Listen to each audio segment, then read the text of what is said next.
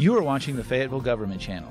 Up next, full coverage of the latest meeting of the Environmental Action Committee. The Environmental Action Committee is composed of citizen volunteers and meets on the second Thursday of each month. The committee advises the City Council regarding environmental issues facing the City of Fayetteville and its residents. And now, the Environmental Action Committee. All right. Well, welcome everyone. Thank you for coming to the Environmental Action Committee. My name is Sarah Lewis. I'm the chair of the committee, and I think we'll start with introductions. Let's start with Terry over here. I'm Terry Lane. I live in Ward 3, and I coordinate the Community Wildlife Habitat Certification. Aubrey? I'm Aubrey Shepherd. I live in Ward 1 and participate in numerous similar activities. And Frank, you want to go ahead? Just say your name. Frank, you want to go say your name? Frank Sharp. I live at 2062 South Smokehouse Trail. Great. And David? David Orr, 1564 West Cedar in beautiful Ward 2. Yeah. Peter? Peter Nierengarten, 7 East Trenton Boulevard, Ward 2. I'm the also the staff representative for the Environmental Action Committee meeting. I serve as the Director of Sustainability and Strategic Planning for the City of Fayetteville. Yeah, thank you. We're glad. I'm Dana Smith, and I'm a member at large of the committee and also the Sustainability Coordinator for Fayetteville Public Schools. I'm Joe Kicklack, I'm a Ward 4 resident and University of Arkansas student. I'm Richard Russell, 401 South College, Ward 1, geologist credentials. Lori? I'm Lori Yaswinski, and I'm a citizen at large and an architect. Yeah, thank you. Thank you very much for coming. So tonight we're going to discuss, look at you, the Mount Kessler Greenways actions steps, see how we can help keep that moving forward. And then I'd like to go through the 2012 accomplishments and our 2013 goals. And I dug up the memo that was written a year ago about 2011 to 2012, and we can look at some of the things you said you'd like to do this year. You were overachievers. Ends up the transition to a new city council representative. As you know, I am no longer going to be on the council, so talking about what that looks like and how you can maintain your goals in that transition. And an update on the 3 through 7 plastics and recycling and where that stands. All right. So we've invited Frank Sharp. Thank you so much for coming, and also I want to thank you for the invitation for this committee to attend on Sunday. And I know that I saw proof of the glow in the faces from that picture that was taken. That was really cute. I don't know if we can put that on the website. Is that something that can go up? You're just mentioning it now, reminded me that that's on my to-do list. Okay, so we can put it up there. I'm not sure. Really cute. I don't know either. I haven't even asked. Okay. Well, it would be neat if you could. And so, a couple things. Maybe Terry, if you want to talk about just what that event was, and then Frank, if you want to say a few words about what's needed, what's the vision, and maybe what people can continue to help you do. Oh, you want me to say? Well, yeah, EAC was invited to Frank's place, which is on Mount Kessler, where it just so happens I grew up right across the mountain from the Sharps, and we had a wonderful dinner. Frank is a fantastic host. We went on a hike to see some of the property and talk about how the Environmental Action Committee could support the efforts that Frank is championing for the preservation of some large piece of land on the mountain. And it was wonderful. Thank you. Always. You want to go ahead and tell what you... I have some fact sheets for those of you that couldn't come, and I'd be happy to take you all out on a hike, so you can see the mountain, see what it's like. And Dana, I sent pictures to everybody, but your email kept Yeah, I was going to give you that because I probably wrote so sloppily that you couldn't read it. No. So. I'll try. Yeah, that'd be great. Yeah. And I got your message. I've been meaning to give you a call back. So. Okay. Let's see you now. Let's see. Here are a couple of maps. Okay, thank you. And then on the back, I think everybody else has seen these. On the back is a little fact sheet. All right. Very good. I'll look that over. See, I think Terry. Yep. Sarah, did you want one also? Sure. Okay. Thank you. I think most of you probably know, but I'll go over this. As you know, the South Pass development out off Cato Springs Road, 900 acres, and it was to have 4,000 houses on the mountain. And then the economy tanked, and so it ended up going back to the bank. And I've heard figures 22 million, 25 million that they lost on that. And Chambers Bank, though, honored the pledge of the city, and they donated 345 acres for a regional park. And the city now has a deed to that property. And according to the mayor, I think they're going to start construction in 2014 on part of the park. And also, now this is sort of beside the point, but the university is looking at moving its intramural fields somewhere off campus, and they're looking at 4 sites, and this is one of the sites. But what I'm really interested in, there are 387 acres that you can see some pictures from Aubrey's up here. Just there are rocks and bluffs, and would be very, very difficult to develop. And there they are. Yep. There's your team. Yeah. Let's hear it. I actually have one of Aubrey went on the other end of the camera. I got his picture. Yeah. That's unusual.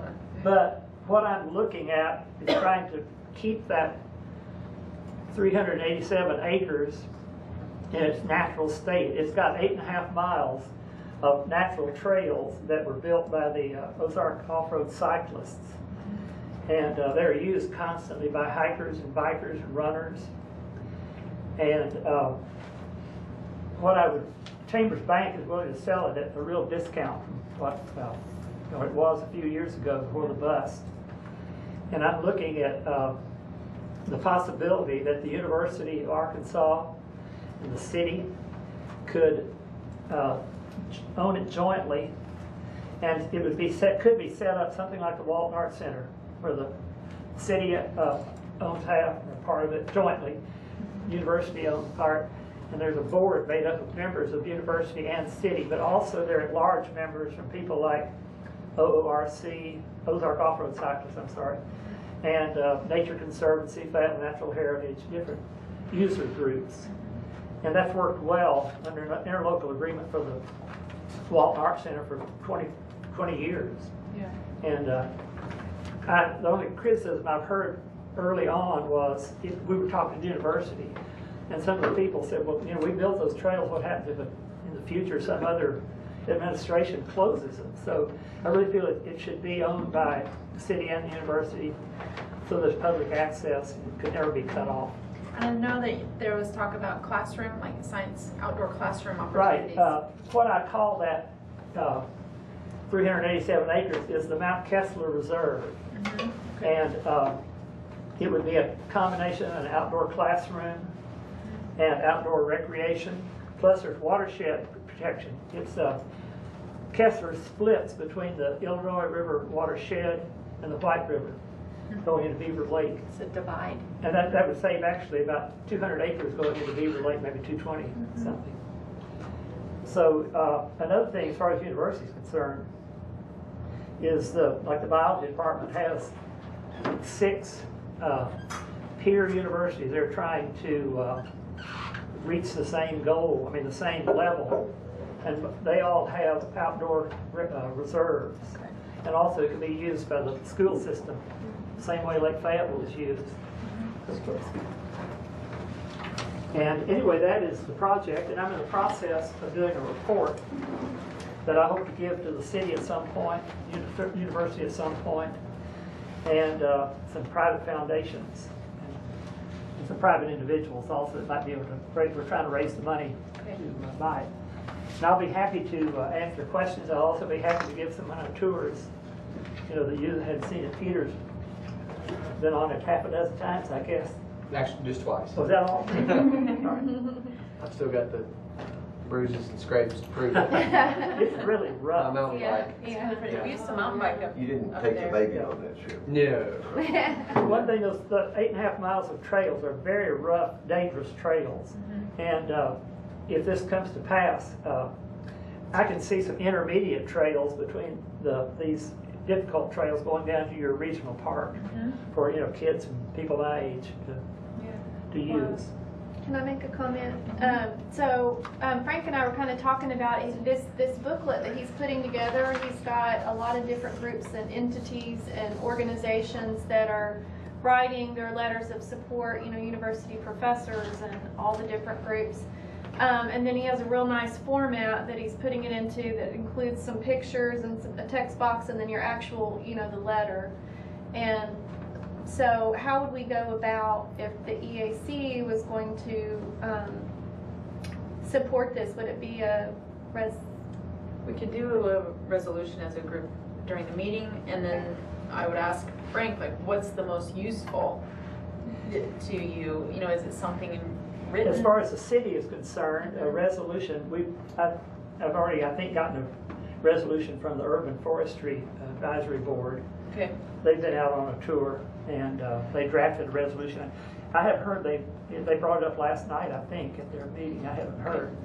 And we can certainly do that during this meeting. I don't know, where is it? Do you know, maybe Peter knows as well, like at the city, at the mayor level, that beyond this committee, do you know where it is, where the mayor stands on it, or?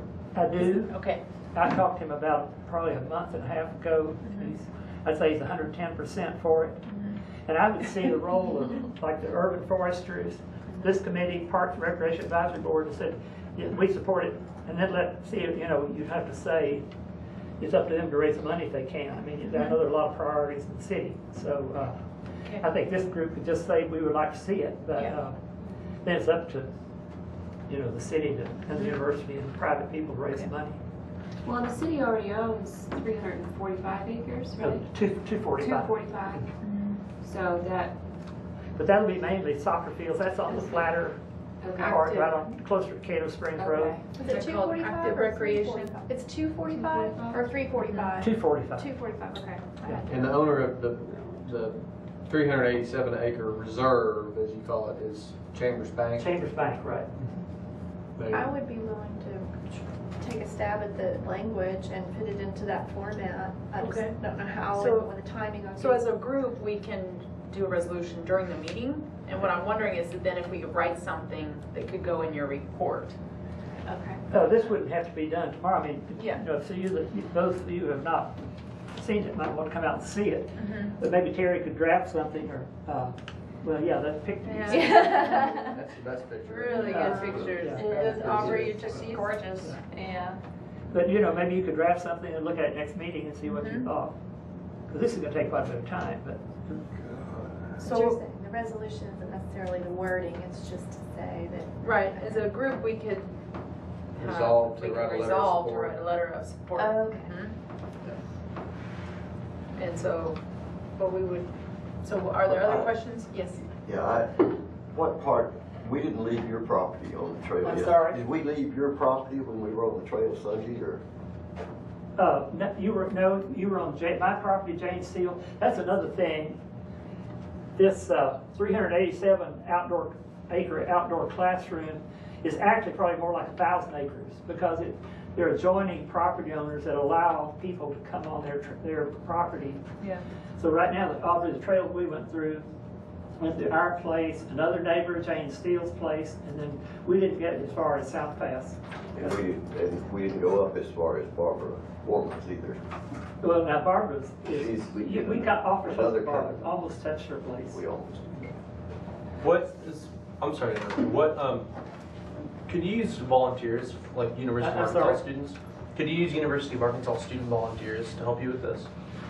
Because we can organize through registered student organizations, advocacy groups like this that, at beck and call could help you do something like this. From the university side, I know you want to involve both of those. Is that something that you would want to think about or do at any point? Those group pictures, about half of those people for students in the Student Senate. Mm-hmm. And we've got a lot of help from the students, and we've had all kind of volunteer help, and I would think we could get a lot from the university. Mm-hmm. Boy Scouts and other groups. The one thing, Joe, you're with the, I don't know if you wanted to do a story. Aren't you with the Traveler? Well, I recently resigned, but I could still. But you know people. Yeah, I could definitely help out with that. I could get the story in there. Yeah. Something to think about. So you're with the Traveler? I used to be. I Oh, just you- recently resigned. Any other questions? Do you want to ask about that, or do you want? No, Okay. I just need One thing that, can I bring it up? Sure. Okay. One thing that, so the city, this is actually on our council agenda coming up, is the city is in need of, not on the reserve part that Frank is talking about, on the city property there is a former landfill, and the ADQ is coming in, is going to cap that. And so that's coming up, and that's to finalize the deed so that then ADQ can cap that. But that's not the property, that's not this property. That's the Right. part that the city owns for the active recreation, like soccer fields and that kind of stuff. So, but first it has to be capped, and then before they can do that, we have to sign the deed. Can you tell So us that's on what it this is. map, Frank, where that landfill is? I Aubrey, you asked that and the other day, and I have not been able to check. pinpoint, yeah. Right. Well, Do you know where it is? Maybe Sarah might know. It's where have the, access it's to basically it. where the city park, it's like or the part that the city owns, not up on the hillside, but it's down below. So where it says city park, and then some of the Chambers Bank area too, still. And then also some of those fields, but I don't know the exact boundaries of it. We had a map along, but it's that was it's like not 4 years important ago. right now. Well, I'm so much in love with this. I lived on the north slope near the most recent smokehouse building downhill from Frank's for a few years in the 70s.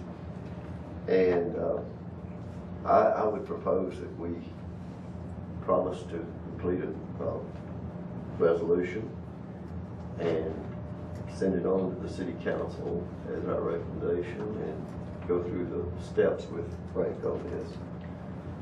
So I don't know that's what I'm not sure of. I think right now, I don't know if it needs to go, we need a resolution to the council. But we can resolve to be in support of this, which can then go in, we can write a letter of support that can go on Frank's report that would then be delivered to the mayor and the city. Which There might seems be like other things that could if come up there's if a we need resolve to it. do a resolution at the council, that doesn't seem like the natural path at this Well, point. it's early to go. Yeah, so- I agree. I just want We're to start the moving process. really, making a Tonight. motion. Right, Moving. moving to, so we need a motion of whether or not to be in support of this and draft a letter of support. Well, that's my motion. Second. Aubrey, I like that. Okay. All in favor? Aye. All opposed? All right. So Interior, did you volunteer to do that? Thank you for doing that. Thank you all. If And- anybody wants a tour, just give me a call. And I can email part of this report to anybody that would like more information too. And I'll take you out there also. Yep. I'll go again. Me Sarah's been all over that mountain. Aubrey has Was it too. wonderful? Well, Frank, Oh, thank you yeah, for your yeah. leadership in this. It's a really good idea, and for keeping up with it and knowing that that's an opportunity, and for bringing the right people to the table. It's really important. Well, I'm selfish because I grew up on that mountain, going all over it. It And I was starts in the heart. horrified when I found out there'd be 4,000 houses on it. Mhm. I mean, let them build their houses. There are areas down along Cato Springs that you could have very intense, residential development, but not spread it all over the mountain All top. the hill. Mhm. All right, well, thank you all. Thank you. Thanks, Frank. Bye. Thank you. Nice And meeting thank you all. So, okay, so I think we can add that to our 2012 successes, right? So Yes. that is our. There you go. Right down to the wire. That's right. Couple of years So in let, if reality. if you'll bring that up, Peter, he's so good at getting us all the technology here, so. And I know the TV can't see it very well, so I'll read it out loud. But one thing that, there we go, and he's adding that. So, and then I thought of another one. Did you get, it seems like there were more. I sent a new version of this in the email, and it's, I'm wondering if it might, there was this document, there was another one in the email. I hope it went. So. I've got a printout of it. Oh, if you want to just retro. Yes. Oh, thank okay. you. Okay. Sorry, that would be. That's all right. Okay. So I have, actually, I don't know if you know. So we have the endorse the local food. So in 2012, I'll just read through them, and I'll turn like this so the TV folks can see. But we endorsed the local food maps project. So essentially, at our first meeting, Susan Druyer came and told about how that was moving on. So it was like, fly, little bird, fly. This group had started it, and she came and presented about how there were all these other organizations that had taken off with that, which is, I think, was a very good success. We also then endorsed Feed Fayetteville. I don't remember that that team came and presented and discussed all the projects, and that is also since then just really built as an organization and a project. We endorsed the Eco Passport events. Michael Lawley came and presented for the Earth Day projects. We also endorsed propane use in the pilot equipment. So that's ongoing in some of the a couple trucks and some lawnmower equipment. So they're testing that to see if that is truly more efficient. And so then also I developed a demonstration habitat garden at Butterfield Trail Elementary and encouraged city council members to certify their homes for neighborhood habitats. And there it is. Almost Then we were the first city in Arkansas to be certified as a community wildlife habitat by the National Wildlife Federation. We developed and implemented a community wildlife habitat celebration event, and there's a video I put on the attachment that you have of the presenters at that event, and I know a lot of you worked hard to put that on. We hosted a community wildlife habitat series that took place at the library. We reviewed and recommended. So I would like to actually add one to this. Thank you so much. Okay, I'm going to have you right here. If you could add one right before this. We hosted a forum on the solid waste and resource management plan. So for 2 months, we hosted a forum and people came and gave their perspectives on the resource management plan. And then you reviewed it and you recommended that the city follow that plan and that you supported that plan. That was a lot. That was a big chunk of the time of our meetings. Then you also endorsed the feral cat ordinance, looking at establishing a system where people can spay and neuter feral cats. And then also you welcomed Peter Niergarten as the new Director of Sustainability and Strategic Planning. Participated in recycling surveys in West Fayetteville, established an Enduring Green Network notification process for the Environmental Action Committee. You toured the Streamside Restoration Project at the University of Arkansas. You did a presentation at the City Council describing the Enduring Green Network and the benefits of that related to the Brookberry rezoning. And then and now the Mount Kessler conservation endorsement. And yes, so that's my list that I pulled from the agendas, and it's excellent. And then so usually you hear a round of applause. It's a big deal. Look at all the stirring you've done in the past year, Richard. There was some tree planting that went on one of those Streamside restorations. Okay, did you all go out? Participated in. Okay, on the yeah, university campus. That's right, because you went back then. Wasn't there a volunteer day? Yeah, they had a volunteer day. Volunteer day one Yeah. Saturday when it rained and sleeted, remember? Yeah. Planted trees. Thank you. How about that? Does that work? Tree planting and tour? Yeah, let's Yeah. do that tree planting and tour. Turn the dirt. And so with that in mind, I was wondering if you'd hop over to the other file that shares the goals for 2012, that one, and then scroll down. 2013? No, the goals for 2012. Okay. Can you make it larger? Where it says topics to address in 2012. Yeah. Okay, so a year ago, 11 months ago, you discussed some of the things you'd like to look at. You kind of described them as you wanted to do some learning, you wanted to look at policy, you wanted to then do projects. And it was recognized that these would be interconnected, but the approach of the group could be focused in these 3 areas. The names beside the topics are those individuals who stated that they would like to champion those initiatives, and that that came and went. But we did recycling updates. Early on we did some of that, but and then we're going to have one today. Stormwater utility, something that got pushed off a bit, so we didn't get to do that as much, but I hope that will be a topic of discussion, that or impact fees. I'll bring that up. Food Policy Council presentation. We had Feed Fayetteville, and then of course the local foods support. And then the energy code update, that was something, I didn't put that on there, that needs to be added to 2012. You endorsed the residential energy code. It's on there. Oh, it is? Did I skip over it? Okay. Okay, so that was on there. So that was a success. Then landscape certification, amendments to the best management practices manual. We didn't get to that, but we did do the habitat, the community wildlife habitat certification. We did the energy code, recycling, expansion. They are expanding to West Fayetteville, and now we're also expanding to education. They're going to be hiring education people, and your endorsement of that plan helped to support that budget adjustment, really, for expanded funding in recycling. So Community Wildlife Habitat Project, Habitat Recognition Awards. This was the pinnacle one that we had begun. And then outreach to the public, the city council. So topics like you contacted city council members, you did surveys about the recycling in West Fayetteville, so communicating those topics out. Also reviewing of documents. So for example, the Brookberry. No, go ahead, Richard. Resource management. Yeah, the resource management plan, the Brookberry rezoning, and coming to present on those things. And then if you'll scroll down, I think that just kind of summarized some of it. But so, like, I think you hit on most if not all of your projects. I think the one that didn't get as much attention maybe is specifically a stormwater utility.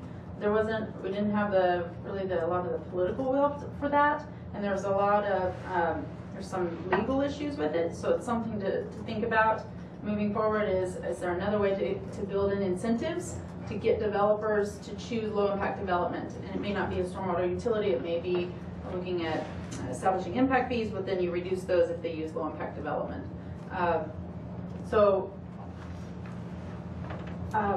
What other additions are there? Other things we did in 2012 that we didn't catch?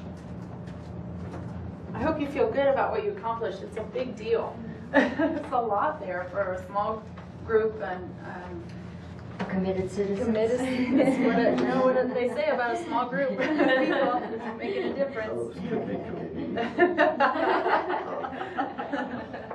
Sarah, before you leave this, let me mention that I did Peter's got the DVD with just a small selection of pictures from the property we talked about on Saturday morning, and I made a lot of them, but I went back after it rained, and there are about close to 20 from that site on that same DVD, and at the appropriate time I'd like us to discuss that a little bit, because I'm not sure it rises to an accomplishment at this moment, but it is something that we're looking at, and okay, so it's an excellent example of basically why single-family lots need to be more closely monitored and have more restrictions on it, which we can see in some of those pictures. So I found out that lot is outside the Streamside Protection Ordinance area. So remember the council voted on a point, and this is all 100 acres basin, and you put a point on the stream bed and then do a perpendicular line, and that lot is all right here, and this is all downstream. But what we did have them do, what I asked the engineering to do, is have them put silt fence in and straw, and they had no construction code. They were violating construction code, but they were not violating the Streamside Protection Ordinance. And what had happened was they cleared all the way down to the water's edge, raw earth. If we've got time, Along Sang, Wadark, and Modoc and Sang, and if you'd let him run those, it would be nice so everybody Do you can have see. those pictures? It's the other half. So this is. Wait, are those two separate places? Bodark and Sang aren't the same? Sang They is an intersect. avenue. Modark is the name of a little subdivision, apparently. Oh, I was And thinking that the street street- that's over by Gully, you know, that No, Bodark. no, this Okay. is a subdivision, it's got a big, Is that Osage or Bodark? okay, Osage Bend is the name of the Is the street. name of the that street. winds Oh, around, okay. Yes, goes I know back what to you're Cleveland, yeah. Okay. And this, no, that's down on MLK, but that is an example of another infill where the developers didn't realize they'd be getting water underground. And the next picture before this one was people stealing water out of the town branch of the West Fork of White River to take to construction site. What? That's what What do the you mean pipe was. stealing? Well, you can't They're pump water siphoning? out of They're a siphoning? string. They're doing That's it? why. That's one of those pictures. Right Yeah, there. see right there? They're pumping Yeah. it in. That truck, they got filled up that tank and drove it several blocks up toward the university for some concrete pouring they were doing. And the police did go talk to them about the inappropriateness of that. Okay, good. So did you just come across that by accident? It's just right in front of my house. People do this stuff. Little. After they find Yeah. out that you're He's in his car with some. Aubrey is ubiquitous. I mean, Apparently he's everywhere. Apparently so.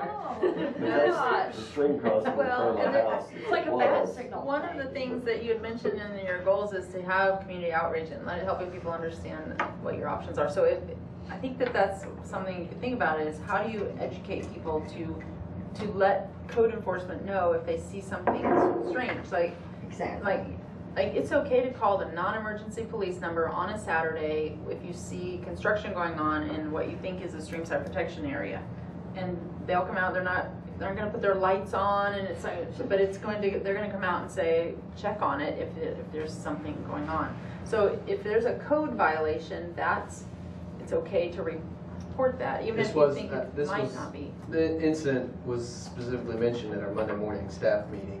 What they And the chief wasn't there, but the deputy chief was relaying what they were doing to follow up on this particular incident. Well, what are they doing? They had contacted ADEQ, I believe, and ADEQ had directed them to contact a federal agency whose name I cannot remember. Corps of So, Engineers. Corps. Might have been the Corps. I don't think it was the Corps. Yeah.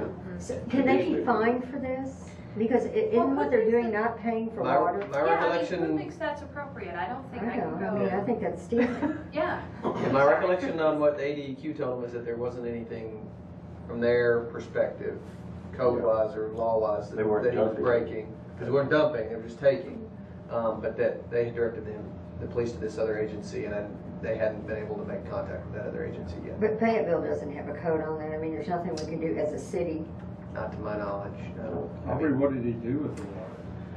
They were using Concrete. it where they were pouring concrete, and I don't know, I didn't go watch to see what they Usually the did. Corps will come out and tell them they're not supposed If we, to do that. I if mean, we I were saw out them do west where water rights were a big issue, they'd be stealing somebody else's water, and it would be, that. They used to probably come out when I was doing sampling. monetary penalties. When But the But local not here. person will come and say, don't do that, and they will fine them if they could. That's, So I'm was waiting it for a the company fine. or an individual? It's a company, Yeah, so and that's they're what's contractors, different. and they said they're testing. And I'll tell you what they're testing for, actually. I did realize that later. I went up there on Sunday and saw where they were drilling right next to the street that goes from California down to the ball field by the old boys club. They're drilling right there. That is what they were doing, and I'm sure they were using that with a drill bit or something, using the water to flush it out or whatever. And so I wasn't certain what for, but it's very close, if not involved with the property that was just approved for development in that area. just to the east of there. So I think what, maybe, I don't know, Peter, if you might be able to help with this, like what are,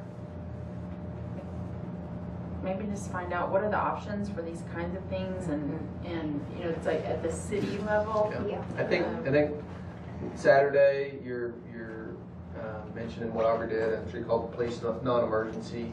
No, actually, I was so angry. Well, let me tell the story briefly. I looked out from my front porch and there was a dump truck. Now, routinely over the years, dump trucks dump into the creeks. They're waste and fail. That's why you think the creeks are paved in some occasions. And some neighbors might want them paved and won't get the water, you know, shoot it on through downstream to flood somebody else.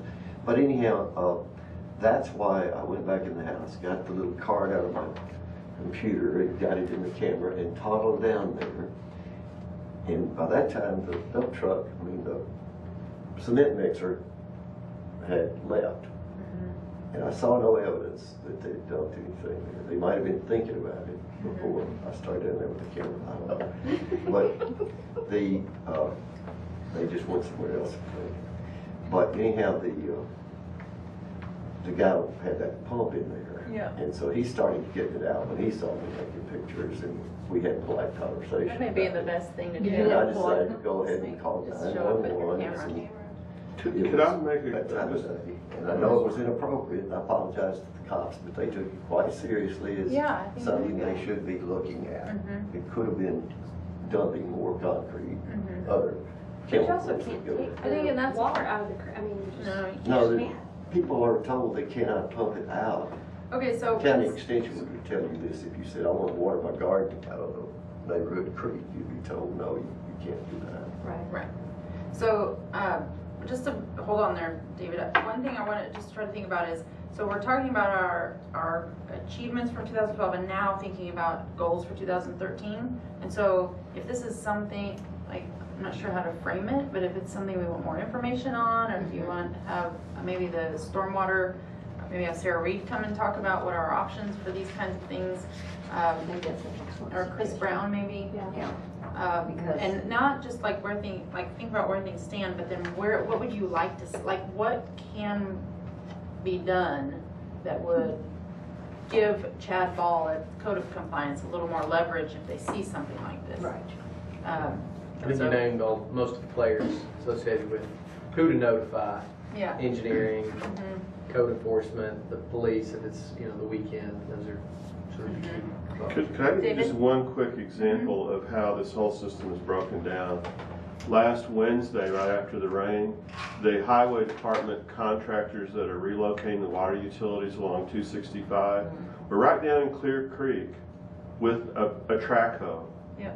And I called DEQ, and by the weekend the guys had some hay bales up there, and I went by there on Monday, and they're pumping water out of Lake Fayetteville, polluted water, excuse me, turbid water out of Lake Fayetteville, pumping it back up on the slope, and then it's running right back down into the creek. So I called them again, and it should not be up to average people to go around and chase the government.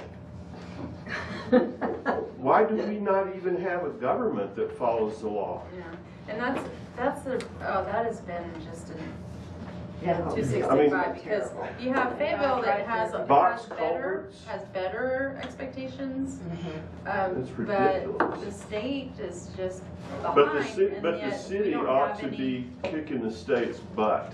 If the state won't follow the laws, then the city needs to shut them down. Yeah. Or needs to fine last them. year since they started. Well, Lake Fayetteville is a city park, and if they're polluting the city park, That's the part that. then they should have had a stop work order put on them. Yeah. So all I'm saying is that for someone like me, I know more than the average Joe about environmental law. But for me to have to take time out of my busy day to go around and do the job that the state ought to be doing is a huge red flag.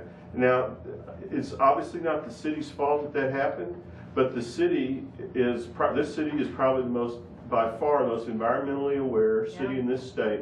Not saying a whole lot, but not putting anyone down in this town, other than those people who don't know what the law is and they don't seem to care to follow it. So if the city, let's think the about. city could do something about Yes, so this. for 2013, I think that if this is a topic we're gonna look at is how can the city have more leverage on its own property? Right, with the state highway With department. state highway department Yes. or individual developers, so let's put that down. Yeah. Okay, so let's look at 2013.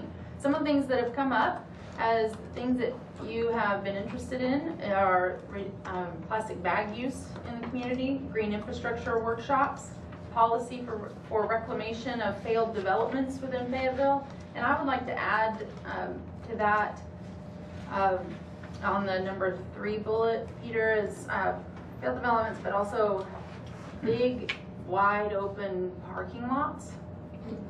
But like underutilized parking. Like parking, we have this in the, Yes, this came up, I thought you did a good job of that with the Weddington corridor plan. Mhm. I Like got a little putting point that on to that, too. use. And Stormwater ponds. I think, Peter. all of They just middle college is a pretty scarring example of underutilized Oh. parking. Yes, Peter. underutilized, Evelyn Hills and failed Fields developments Fair. and underutilized parking areas. On that same item, just in case you wanted to think about this a little bit differently, you could say failed developments. That's one way to say it. However, I've worked in civil engineering quite a bit as an inspector and supervised things being built. You want to just call it something else? Yeah, because it's not. They're it's- partially constructed Failed is developments. so or- negative. Yeah, how about an opportunity? Well, I'll probably stand alone with my view that it represents quite a bit of infrastructure that has already been prepared. And I want to make that point clearly in spite of the attitudes I'm hearing, because it does amount to a resource. Sure. It is an enormous resource. Almost everything you build has a large percentage of itself is not visible. It's underground. It's in the infrastructure regime. So I'd like for the wording to reflect how we recognize that is a resource. I would that we add to that. I mean, it's a resource and it's also it's a future liability in terms of the city owns it now, has to maintain it, and That is an attitude, take but care of it. there are other points of view which I'm trying to champion right now, which is that it's things that the city has supervised the construction of to the nth degree and required it being done very carefully and by the numbers. And you're talking about sewer, water, streets. Can we urban say gutter, foreclosed developments? And so Foreclosed? don't miss the opportunity to recognize the resource. I don't mean Yeah, I liability in think a that's negative intent. sense. I just mean liability in the sense that Practical sense. But the wording. we own it and we have the responsibility What is for your, Yeah. it. what is Take your care of it. Wittgenstein's statement? Ludwig, what does he say? Yeah, was it the language? Right. That's right, the limits of our world. So I think the intent here is to reclaim partially completed developments or something like this. So Foreclosed, I heard you say. foreclosed developments, I think that's good. So Yeah, try not to look at them as something that's really awful. Oh, no, Try to I don't look at think them that's, as it's an opportunity. partially completed. Yeah, I mean, Well, that's generally what they are. I That's a do good agree idea. with you, except they are failed developments.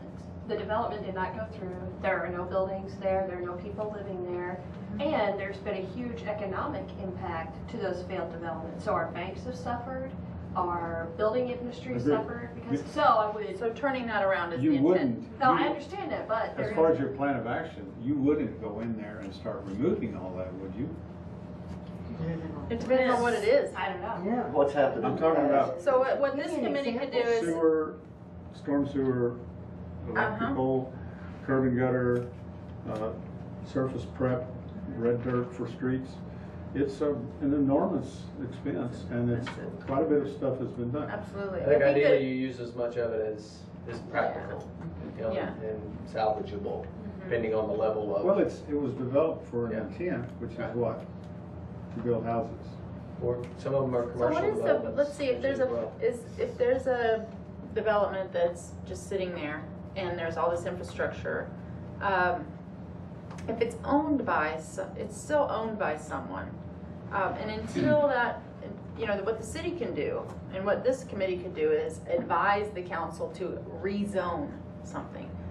So that property, the city council can rezone anything at any time, and with or without property owner consent. So that's one thing that this committee could do is advise the council on properties and bring it to their attention and say this area needs to be rezoned as conservation. It needs to be rezoned as mixed use, you know. And so that's one thing that as far as like an action, something to achieve that has an objective that you could achieve, is keeping an eye open for these kinds of areas that are in need of attention, and lobbying really for rezoning.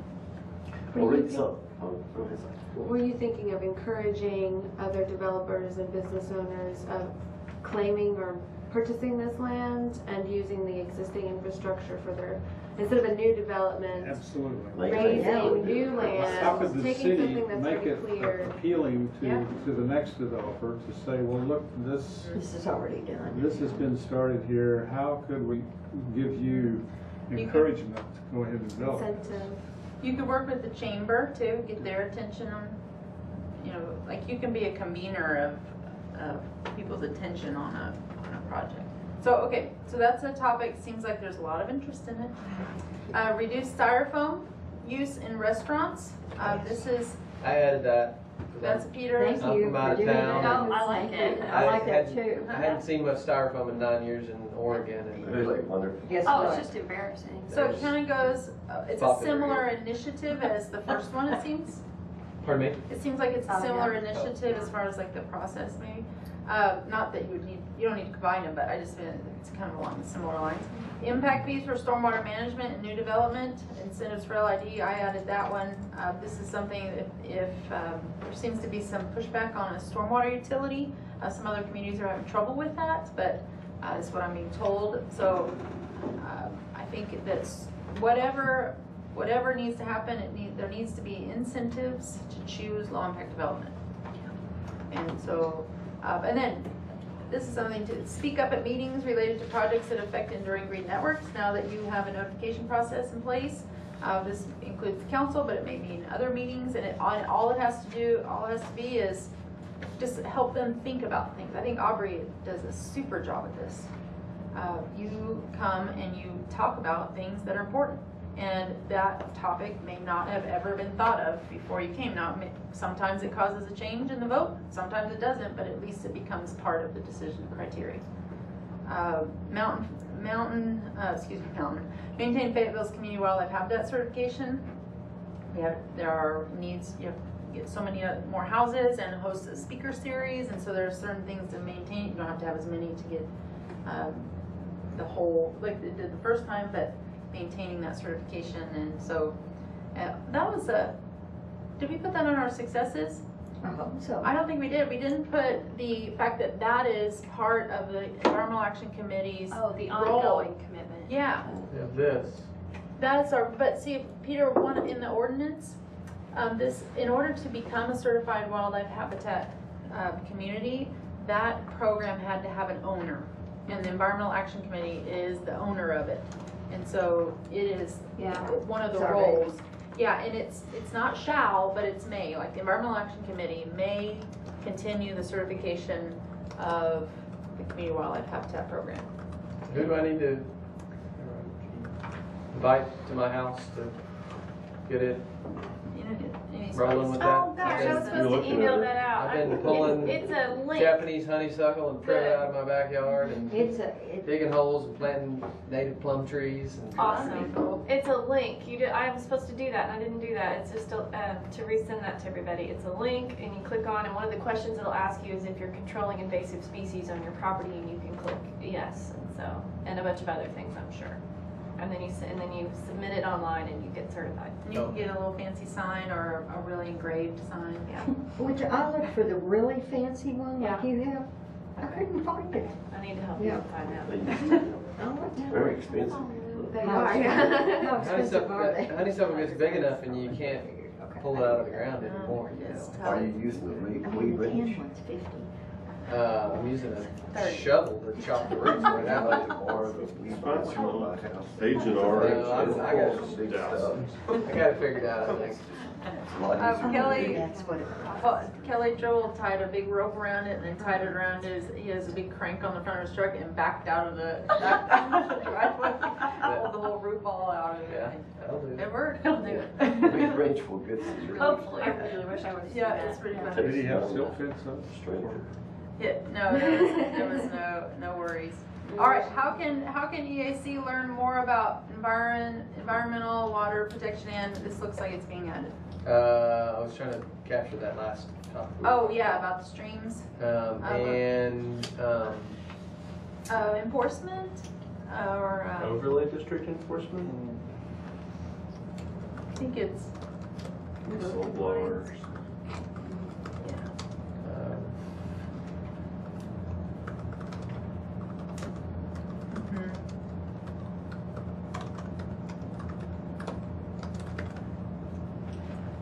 yeah. I think that's good. I think it's to the And on highways. yeah. I think in that it's kind of to the point of when there's this interface of state and local jurisdiction.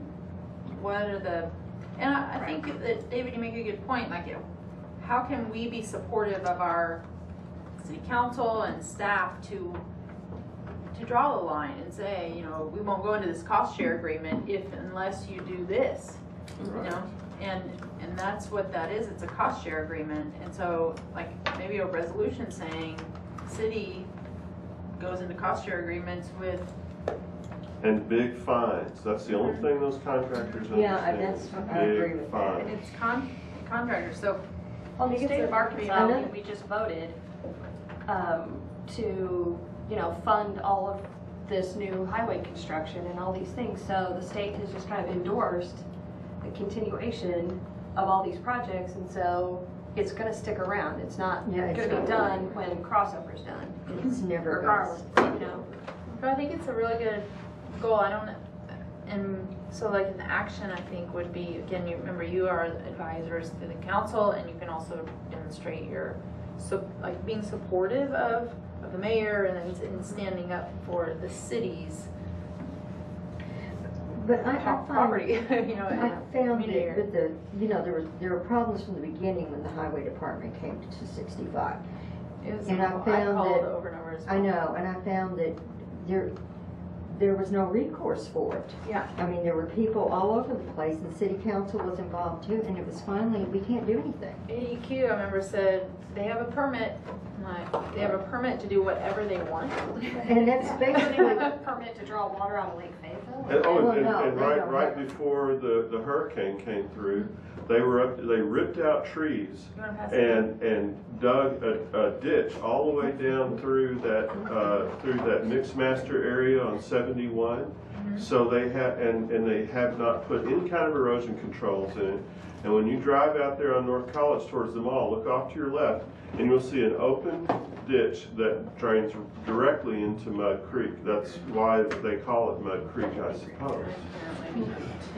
I know, I think that there's a lot of work in that space that's needed. There's been improvements, but it's certainly, and I, you know, will obviously continue to advocate, but not Wherever in they this- go, they leave death and destruction of the ecosystem in their way. You know, and you know, to kind of have to go, okay, what can we affect at this point? Like, what can we make a difference on, and begin there. And Yeah. so that's what I'd say. What else? What else would you like to see for 2013? I mean, that's a lot. Sustainable transportation.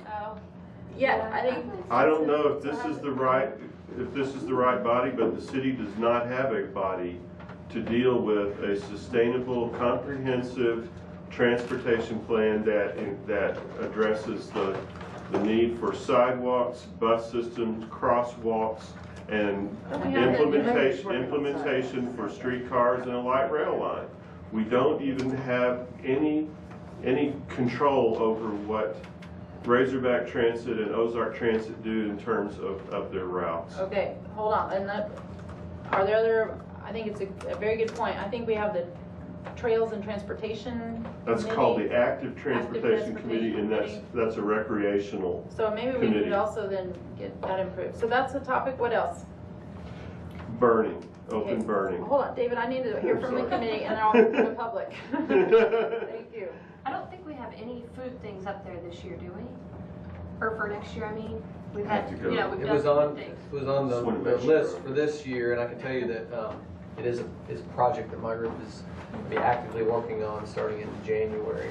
On On Food what? policy Okay. and looking at, essentially our goal is to dive in, to create a working group of food advocates from around town, dive into some of the city's code or all the city's code that relates to mainly zoning and what's allowed in various zonings around the town, and work to remove any barriers that might prevent the types of urban agriculture that people. Are you working with Feed Communities by any chance? Yeah. Okay, because they just did I started working with them, and they just did this really fantastic, amazing mapping project with the university that shows all that stuff you're talking about and where people live and where their food is and where it isn't and all that stuff. It's really cool. And it's exactly what you're talking about. One thing I'm sorry, is that it's a spot. David, thank you for coming.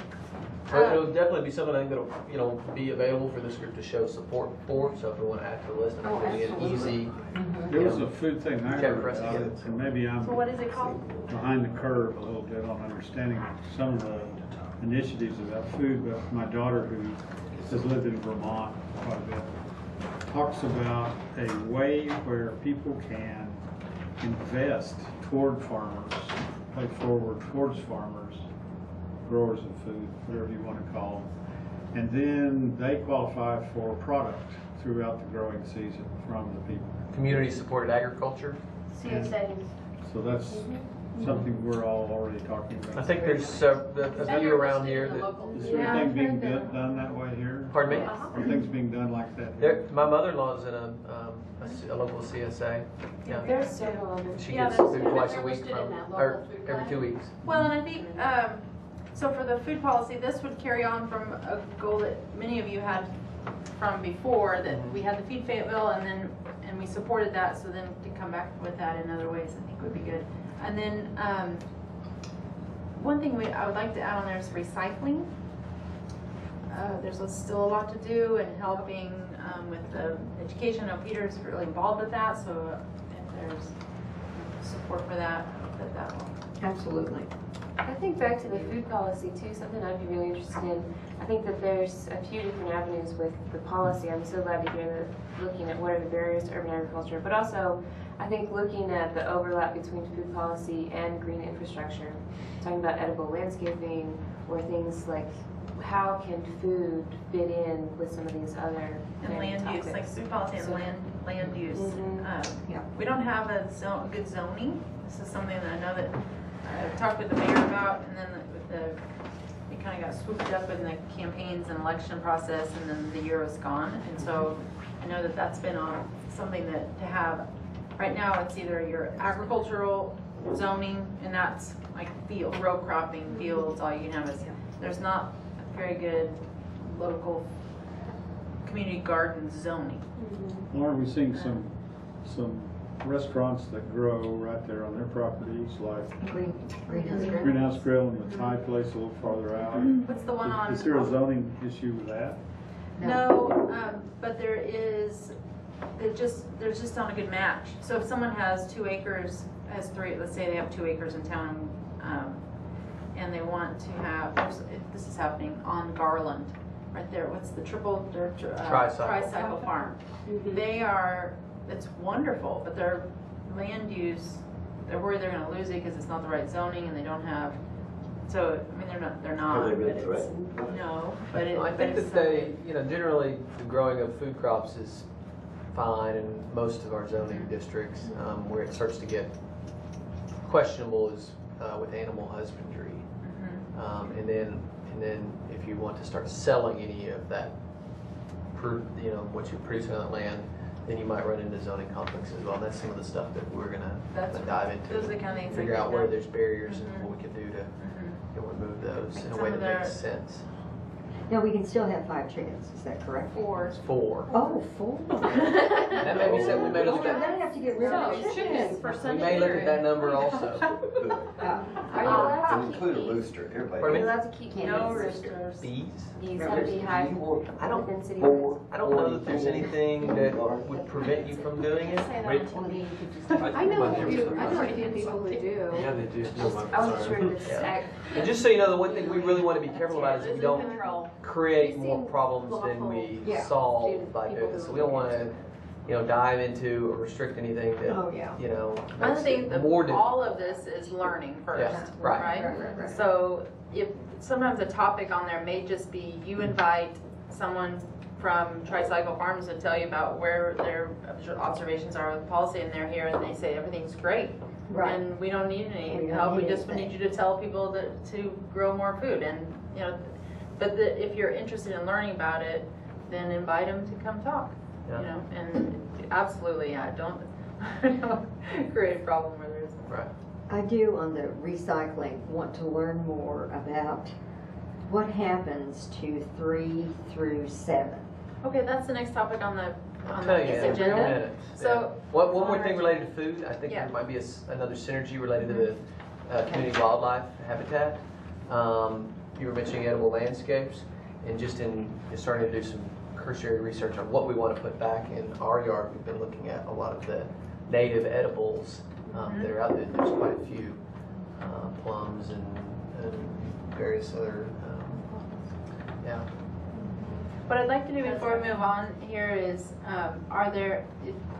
put names next to topics. Mostly because, not that you have to even necessarily do anything for that, but just say, hey, Peter, are we gonna have this on the agenda sometime? Like, that's your thing that you kind of keep things moving forward on. I'd like to be on solid waste. The solid waste up there? Do we need to do that? Recycling and solid waste, I mean, that's, Solid recycling, solid waste, okay. yeah, it's the same thing. Very good. And Okay, so David had mentioned put open Richard, burning. Is that something to put up? but burning, are we interested in that as a I don't committee? know, he just mentioned it, I'm just. We will, Something you wanna we will learn have about? problems with who we back. Yes. We need to talk about open burning. Okay. Law in Arkansas. Isn't that illegal? No, it's No, not. Arkansas once had illegal outdoor burning. Not and it illegal in was a the city? great political Not within outcry. the city. Only when they put a ban on it, and that's only after 6 months of drought usually. So it's something that you could have a discussion about during the We meeting? certainly should. Okay, so Aubrey, is that Open yours? burning law, yes, Okay.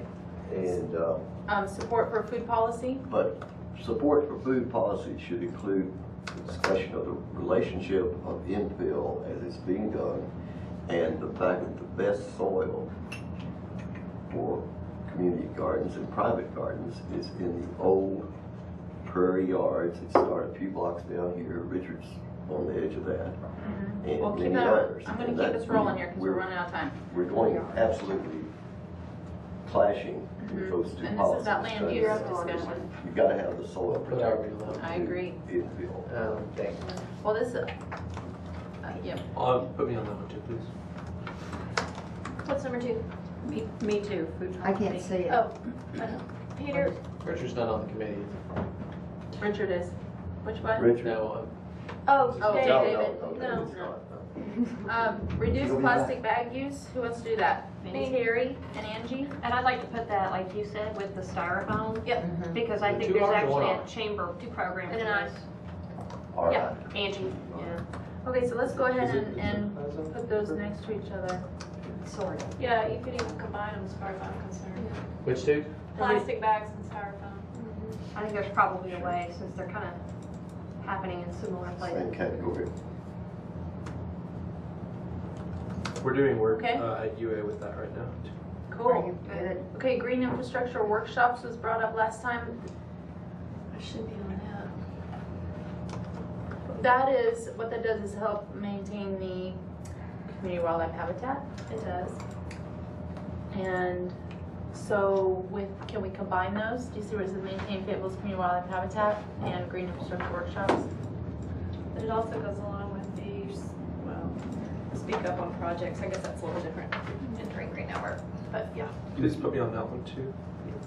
Terry and Joe I'm interested in that Aubrey. one from the aspect of and Aubrey and Richard. finding a way to engage people to be responsible for the trees we're planting by the thousands.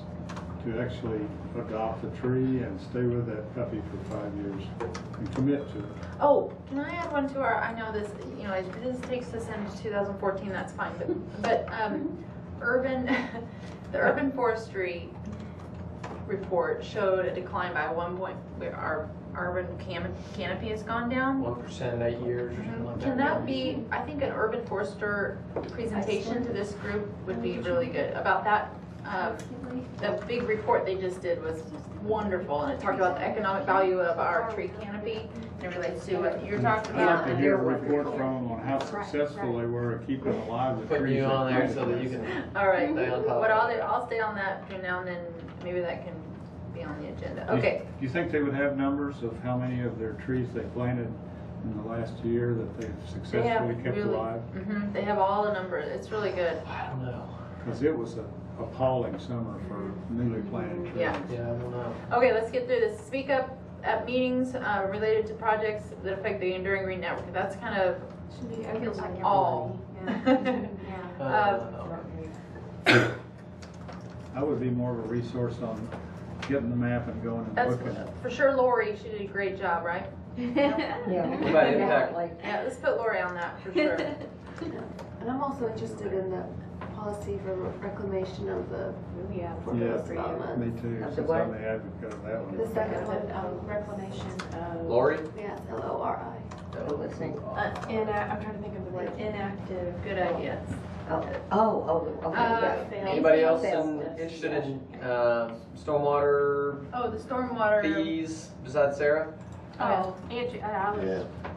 Yeah, I'm interested in working to the solution on that, because you were talking about And pushback, and I didn't know where that was coming from. And okay. on that too.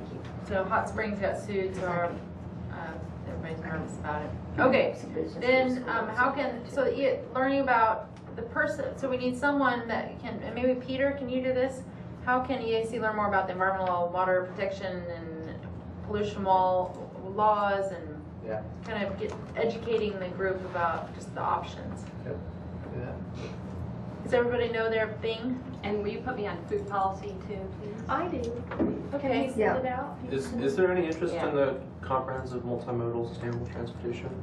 Oh, do we know? I know that somebody about sounds it? I really, think it's really a- good. I just don't know what resources are available for a municipality to make that something that's so cohesive. I'm interested in But, transportation, not necessarily that wording. Yeah. Well, and I feel like the Northwest Arkansas Council is just taking that up too. I mean, that's something they're working on And too. the And I, Community Design Center has done a study of light rail and mass transportation in the area, and they've put together a design and a pamphlet that's Yeah, they did a light available. rail one, and they did a, for the corridor from here to Bentonville, then they did a streetcar concept from downtown to somewhere. So in the city of Fayetteville gives money each year to Ozark Regional Transit and supports some of the busing systems. So that's, and the council votes on the budget, right? So if that's something you want to learn more about, you can invite Ozark Regional Transit here to learn about how it all works and how if we need more bus stops and if there's more funding that's needed, should the city invest more in that?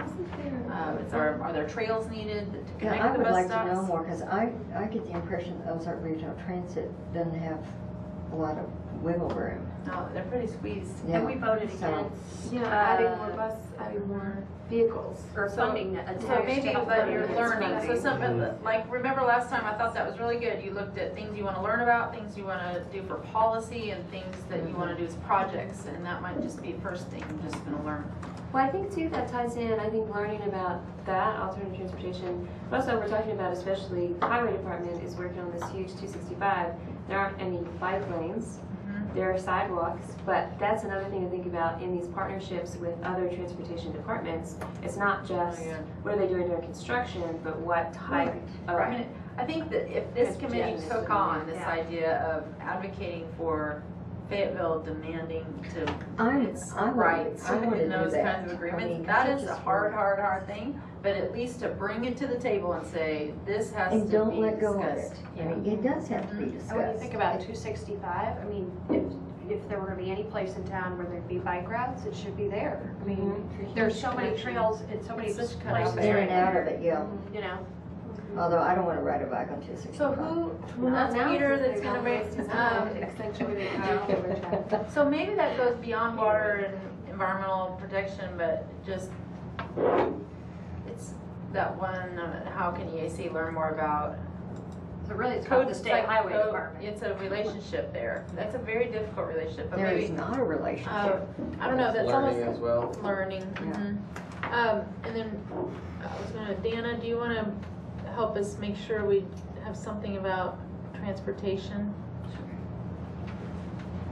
All would be involved, but just the person who kind of asked about the agenda item, where it stands. Are we, I think, I'm gonna come to some of your meetings. We hope so. Yeah, we hope so. So what is your role as going off the city Okay. council? What happens? So this is my last meeting with this group, and I wanna, and so I brought cookies. They were good. To celebrate. And it's hard, and I would say I've always looked forward to this group, and it's such a nice space to get to discuss these topics that I personally feel very strongly about, but also that I see the economic benefits of talking about them and then bringing them to the front, and how much quality of life that these topics bring to the community, and that being around people who also see that is refreshing. And I want to stay involved. I hope that you'll say, yo, Sarah, come to our meeting on this time if I'm missing some, not paying attention, and if you need help on something, I hope that I can be helpful.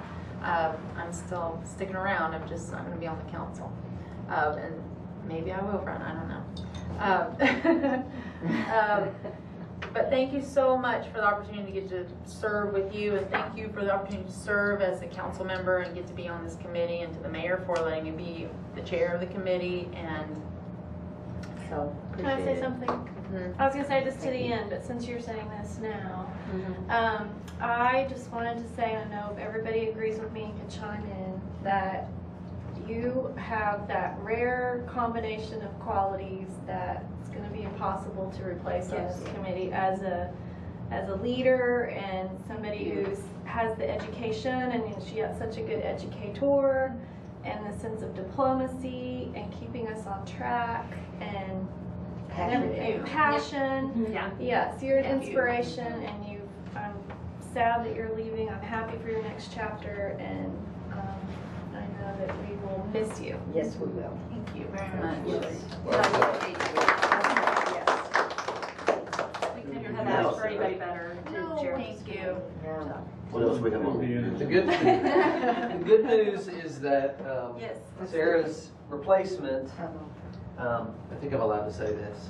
You guys won't have to learn a new first name for her replacement. Because Sarah Marsh has been appointed by the mayor to take Sarah Lewis's place. Wow. I invited Sarah to our meeting tonight, and she had a conflict with another meeting she was going to. But I'll work to make sure that this information is communicated to her. Okay, good. I We think have she'll a be good. smooth transition. It might not be a bad idea for us to sit down with Sarah between now and the next She and I are going to meet in the next couple of weeks, I think, and we need to solidify that, but I think she'll be very good. So, Now may we, congratulations, Sarah, if you're watching. Congratulations. May we see those slides quickly from Alan's? Oh, yeah, let's do that. And then, Let's do that. so, thank you, Peter, for letting me, I didn't know that. And what? I would also like to be on recycling, and Oh, Connie didn't get on there. I didn't get on Oh, there. you gotta jump right in there, Yeah. Connie. She's on plastic bags and styrofoam. Yeah. too. Oh, are you putting Okay. that in? Okay. I did, just Thank for you. my own promise. Plastic bag styrofoam, Is and that I everybody will get help with something? transportation if we're gonna take on the highway department, because I'm ready. That's what it I had a meeting with him today, so How was it? it was interesting. Very good. Okay, so. Before we look at the thank pictures, you so real much, quick Peter. update on 3 through 7 plastics recycling. Yes, thank you. So there was a recommendation to the Water and Sewer Committee on Tuesday by the Solid Waste Division to discontinue the city's collection of 3 through 7 plastics at their 2 drop-off locations, which are Ozark Natural Foods and the Happy Hollow facility. And the reason for that recommendation is Brian Pugh, the city's waste reduction coordinator, has been not been able to find a market to sell those mixed plastics to, this mixed 3 through 7 plastics to, that meet the city's ordinance. And the ordinance, as I understand it, requires that there's a knowledge of what the end use is, or what the recycled use of these plastics are. So he can sell them to China, and they'll tell him what China does with them, and that doesn't meet the spirit of the city's ordinance. And so he's unable to find a domestic market that meets the ordinance. They're just stockpiling bales of this material down at the Solid Waste Division, which is like the #1 rule that they've broken in recycling collection, is collecting it but not having something to do with it. And so it just doesn't make, financial, physical, or space sense anymore for the city to continue collecting the 3 through 7s.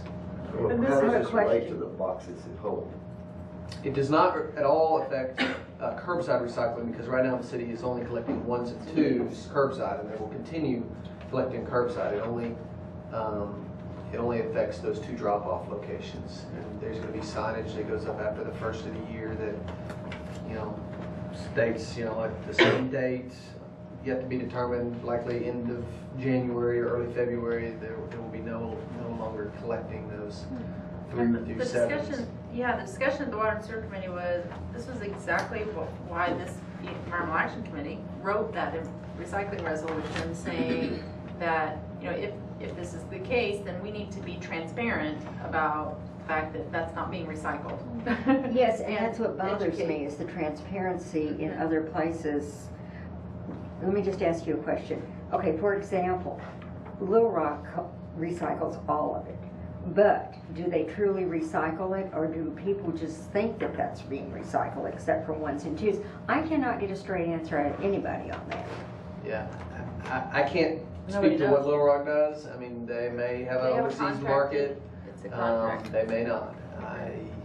We'd have to. Can you not find that out though? Also, I mean, but they're single stream, right? So people wouldn't know. They are single stream. Because they can't, you can't put a 3 through 7 plastic back in that bin because it's automatic, right? Because someone's not reaching in there and pulling all this out. I'm sorry. They probably also have a private waste hauler, and so their level of transparency is probably much different than. So how is there a transparency in there? I guess if they don't tell you what happens to 3 through 7s, then they're lacking transparency. Okay, it could be. I haven't. But that's why we investigated talk the rock about all, I don't that know. for ourselves when we were talking about the resource management plan, I think, right? Yeah, that was one of the topics. Fran Alexander came and talked about that exactly. So, and this is the problem with when you shouldn't go into a commodity market unless you have 2 or 3 buyers. And that's what happened. Second rule of recycling. Maybe right. That's the first rule. Right, and they only had 1 buyer they weren't real sure about, but they were going to try it. And This was Little Rock. No, this is here. Oh, Fayetteville. Okay. We don't know about Little Rock. Little Rock is private, it's proprietary, there's no telling what happens to that stuff. And no one can ask them or make them report. Well, the general population thinks that they're recycling all of it. That's exactly right. Okay, that's exactly right.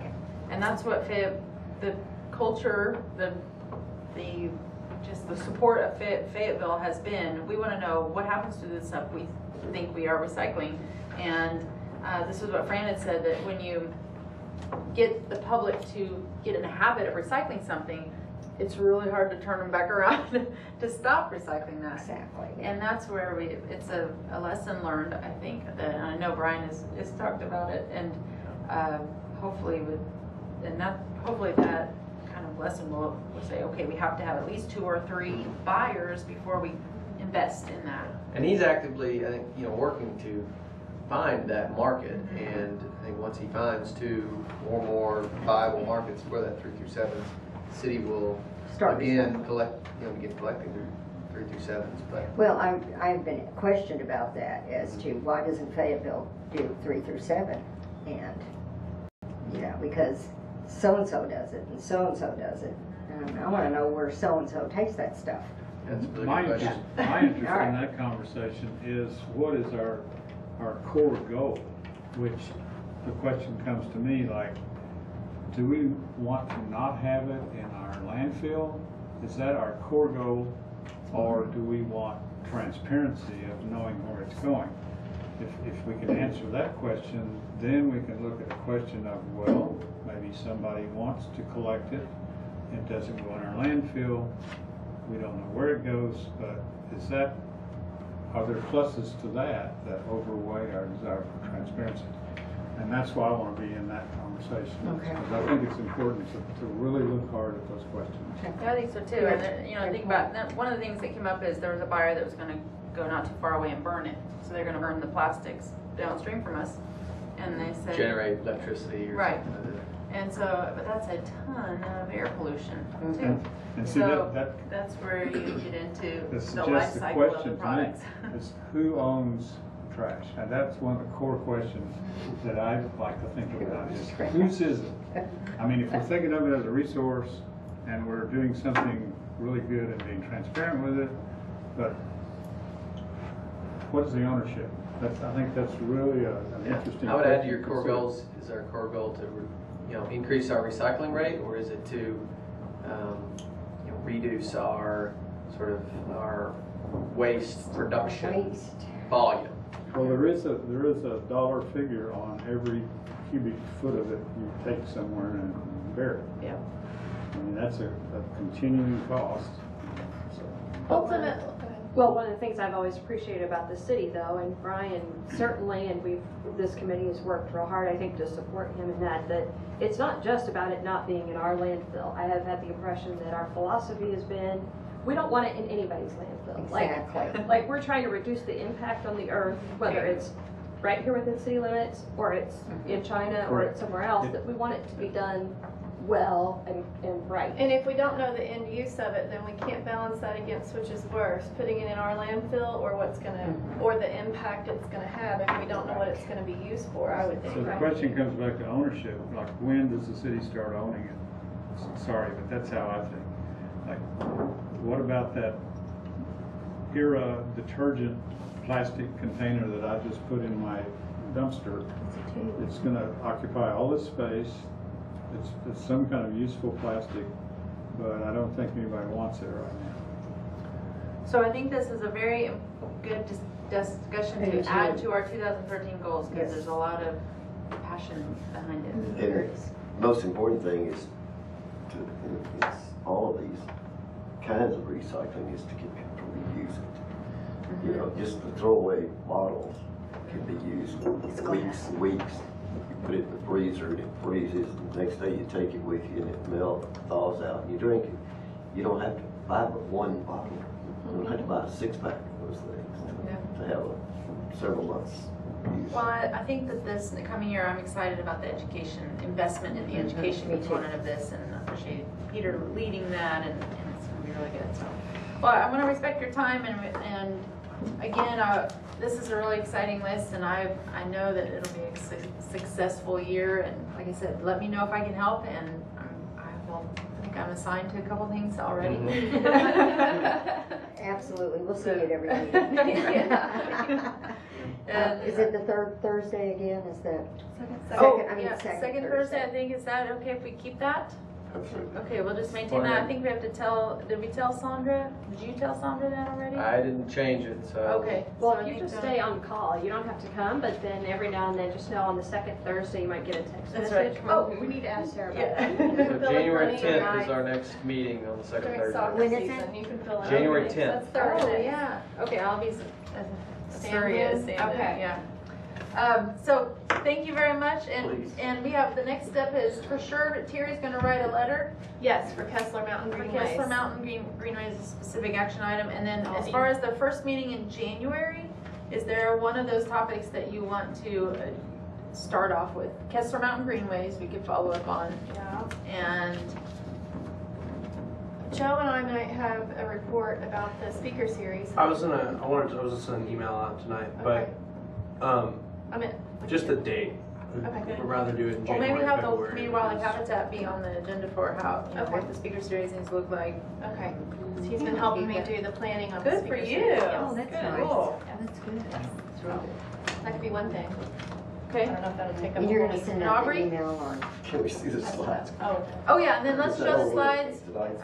And this is what you can keep an eye open for as you're walking your dogs and cats and out with your kids. Or You know, I did that. I put my cat on the leash and I took her out in the yard. You did put your cat on She's the an leash? indoor. There's a cat in my neighborhood that does that. Yeah, she does okay. She'll go, she runs forward and then she runs backwards. Is she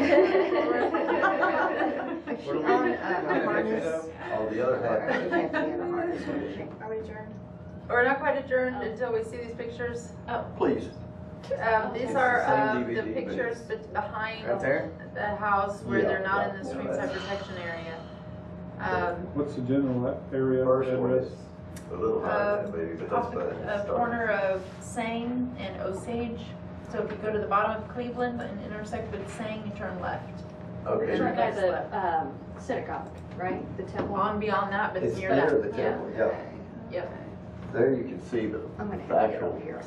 ditching they did. Oh, Was I this see this. a private contractor Hurts. for, And there's no silk Oh, yeah, fence, it's there's private nothing. contractor So- for is it for residential or was it residential. for? Is that your wall? Residential. You can see that Sang Avenue crossing Wait, in the background. how long And all this vegetation Ron Adams. was removed, and of course it rained pretty heavily.